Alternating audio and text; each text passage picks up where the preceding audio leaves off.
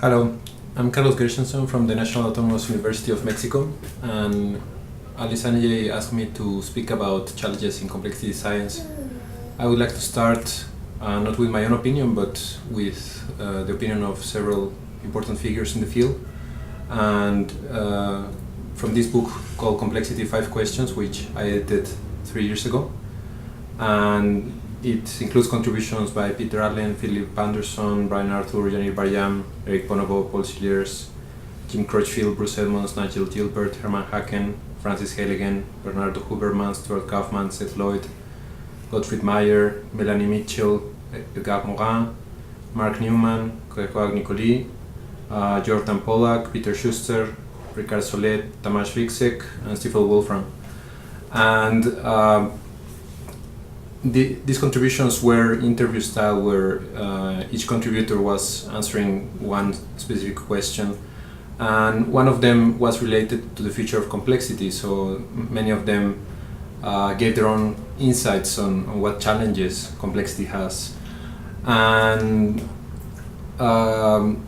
actually most of the people were worried about the future of complexity because actually there's no single definition of complexity, but on the one hand some people see this as a weakness, but also you can see it as a power, because if you have a very broad field, well, actually complexity can be applied to everything, then it can be a very powerful theory. On the other hand, it can be a weakness because there is a lack of agreement between what people mean by complexity in different fields. One could argue that actually there's no need for only one definition of complexity, that in practice what we need is to identify where each different definition of complexity is useful, and then how to interrelate them. And this leads to the question of a common language across different disciplines. And many people have tried to do this with different ways. Grand unified theories or theories of everything try to do this. But actually, information has been proposed recently as a common language across disciplines. One of the interesting benefits that a description of the world as information brings is that if you have a description of the world that's based on physics, then you try to describe everything in terms of matter and energy. But then it's problematic how to relate meaning or minds or consciousness or even life in terms of physics. However, if you describe things in terms of information, you can use the same language in all disciplines, in economy, in physics, in biology, in cognition, in cognitive science. Why? Because all these different fields, like biology, they're not reducible to physics. And with information, you don't need to reduce them. You're just using the common language to relate different fields. And the reason for why biology and many other phenomena are not reducible to physics is because of the complexity inherent in most of the natural systems that we face. And this complexity is given by interactions that generate novel information that cannot be predicted from initial or boundary conditions. And this limited predictability is what makes reductionism inadequate to describe higher level phenomena in terms of lower level phenomena. And also, one could argue that interactions, they're not material. They're not always describable in terms of matter and energy. However, they have causal effects on the real world, on the physical world. So also one could argue that interactions are as real as matter and energy. And the fact that interactions bring novelty that cannot be predicted, this gives us a lack of predictability that's inherent in complex systems. It's not because of lack of knowledge, it's an inherent characteristic of complex systems. we cannot know a priori the future state of a system. This is also referred to as computational irreducibility. And when we start to accept this lack of predictability, this will lead to a worldview shift, because our current worldview is based on Newtonian paradigms, where we are believing that the mission of science is to find the true rules of the universe in order to be able to predict it. And complexity shows that this is not possible because of interactions. So, what are the implications of this? Well, there are implications for daily life. We cannot control everything, we cannot predict everything, so we need to adapt.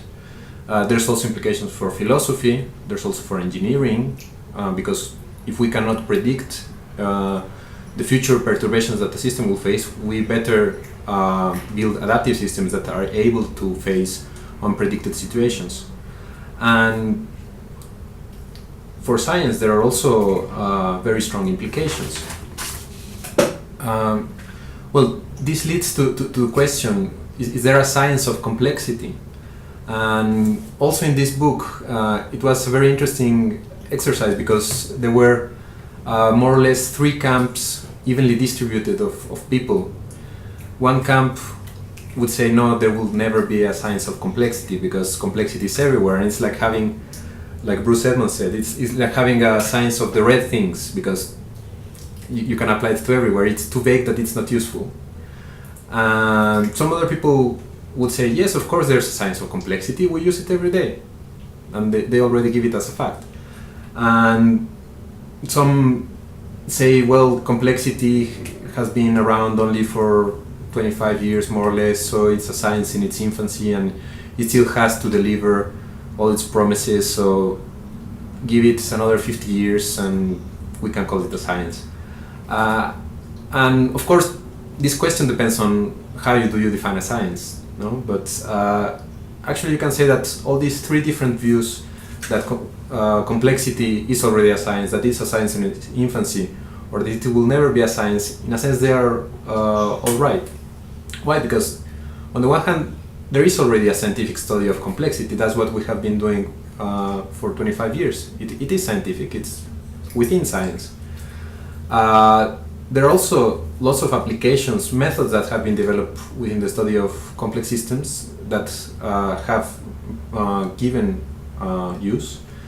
And there is also lots of influence in all sciences.